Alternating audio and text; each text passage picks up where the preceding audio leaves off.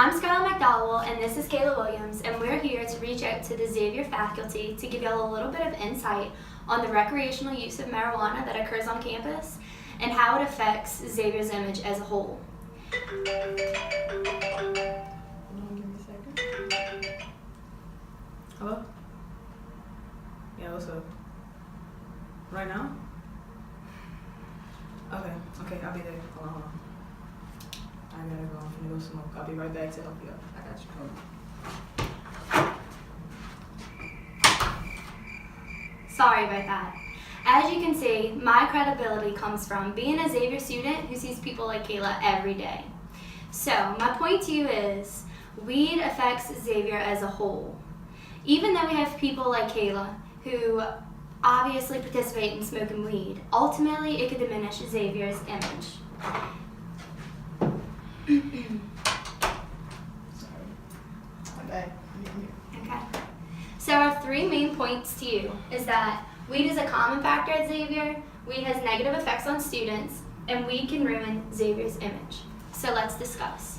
First of all, weed is a very common thing that occurs at Xavier. In the 1970s, pharmacy students were busted for growing weed on the terrace. Even in the 1970s, this was something that happened, and obviously you wouldn't picture pharmacy students to be doing that. Even today, as we both go to Xavier, we know of FBI busts and are told about FBI busts that still happen for the drug usage at Xavier. As Scholar said, weed is a common factor at Xavier. We can't negate the fact that weed is actually used on this campus just because it's a Catholic institution. Statistics show that regardless of whatever college you go to, weed is actually present and being used. Whether you go to a PWI, HBCU, junior college, or regular college, statistics show that the amount of marijuana use is equal at all schools, proving that it's actually here on Xavier's campus. So as you can see, it really is a recreational drug that is used pretty often by college students and here in Xavier. So now that we've discussed the recreational usage of weed that happens on campus, let's proceed to how it negatively affects students. Marijuana is primarily used in hospitals for terminally ill people who say have cancer. But if you're a recreational user, the positive effects are limited versus in a hospital you will see the positive effects being used in a better way. Right, so in other words, even though people think there can be positive effects for weed, most of the time it's to do when you have some kind of illness, not just because you're stressed or you're tired or you want to go have fun on the weekend. So its positive effects are very, very limited. But the negative effects can hinder students a lot with capability. So this could lead to things like slower cognition, so they can't really understand things the way somebody who might not smoke weed will. And also it could lead to a loss of memory, which is very common in people who participate in a lot of weed smoking. We were doing our presentation. You're right. Okay, I'm back. Now that we've discussed the negative effects that we could have on students, let's talk about how it could diminish Xavier's image. So as we all should know, Xavier is an HBCU school, but it is also the only Catholic HBCU school in the nation. So with that being said, it is obvious that we have a certain standard or image to uphold. Also, weed comes with a stigmatism that it is closely related to African Americans. A lot of statistics like to show that. However, that is just stereotypical to say. And because we go to a HBCU school that represents the culture of African Americans and diminishing things like stereotypes against African Americans, I think it is essential that we learn to stop participating in things that can contribute or feed the stigmatism. As Scholar said, we have an image to uphold here at Xavier. Xavier is known for its pre-med and pre-pharmacy programs. We are known for producing doctors, lawyers, pharmacists, etc. So to say that we indulge in marijuana, it produces this ironic compound saying that we produce such great people, but we're smoking marijuana. So to get away from that, we should stop smoking marijuana so that we don't add into this stigmatism and then ultimately diminish the image of Xavier University. Right, so the purpose of this is to kind of give an informative, not speech, but presentation to explain how Xavier students are even perceiving peers who smoke weed and how it could look to peers who are smoking. Now that we've discussed how Xavier's image could be ruined by the usage of marijuana, let's conclude. Okay, so I'm actually not high. This was just to prove a point saying that I'm perceived a certain type of way and I go to Xavier, so therefore I could potentially be diminishing the image of Xavier as a whole. Right.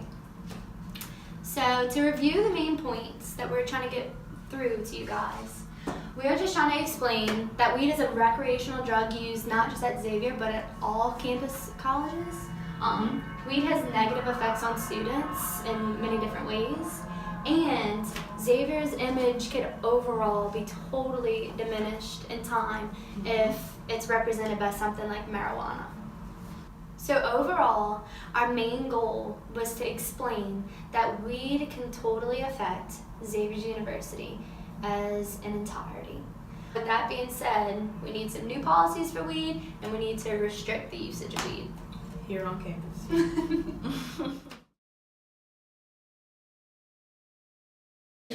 I'm SMcDowellKWilliamsSPhamTDoan. I'm SmcdowellKWilliamsSPham. And today we're going to uncover something about the campus that you would not think about. The money distribution. We spend $24,000 a year. Where does it go? We'll hit you up with 3 main points. We'll start talking about how the college collects money How the money is spent. and how the money can be used efficiently. Sean's going to hit you with the first point of how the money is Let's collected. dive in. Where does the money come from? One source is tuition money.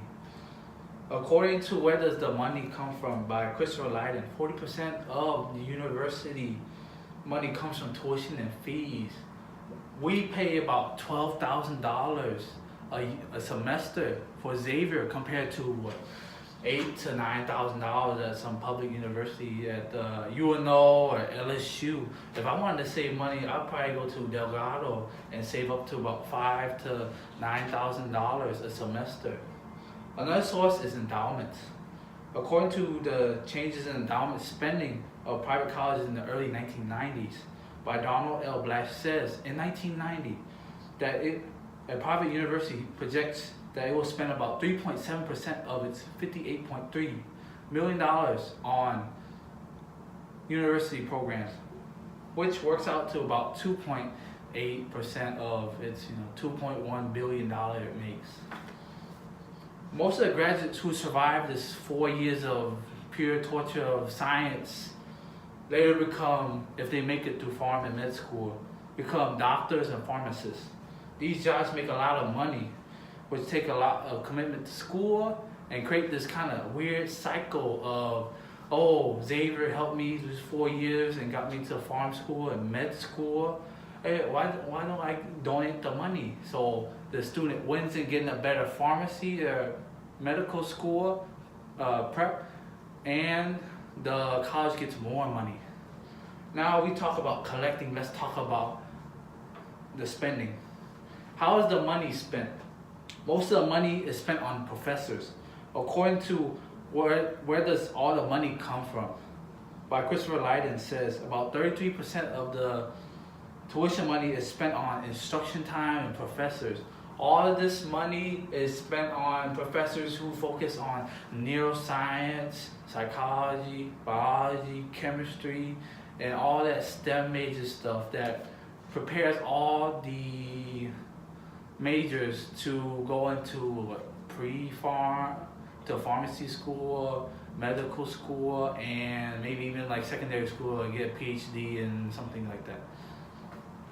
Now that I've put out a point, here's another Pick up on Sean's point on talking about how the university spends money on paying professors' salary. I would like to talk about how the money is spent on the campus itself. One area of the money where the money is spent is on campus maintenance and operations. That refers to the campus's utilities, the campus grounds, buildings, and also the roads. Does it feel safe and clean? Campus takes safe and clean into consideration because if something were to happen on campus, it would be their fault. For example, the bridge built on campus recently is to avoid students from walking across the bridge to avoid passing cars, which avoids lawsuits. For example, according to Fox News, an Ohio student got ran over by a dump truck on campus, and with his lawsuit, he received $500,000. And on top of that, he had free tuition. A lot of students may look at it as a great exchange because tuition is a lot. We talked about how the money is spent, but let's talk about, is it spent efficiently? University uses money on resources that we may not know of or not even use at all. such as the gym on campus. How often do you use the gym, or do some people even know about it? But academic resources such as tutors, many students use. With paying $24,000 a year, do you think the money is used efficiently? Are you satisfied? Too much money may be used on one resource and not enough on the other. According to Christopher Linden's article, Where Does the Money Go? 9% is used on academic support and 11% is used on research.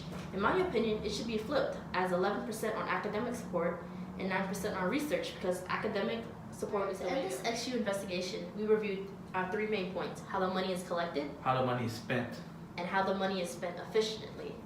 The effective use of money can provide good results, such as a high GPA, which can lead to a better resume, a better job, more money, and more endowment money. What he basically said is money talks.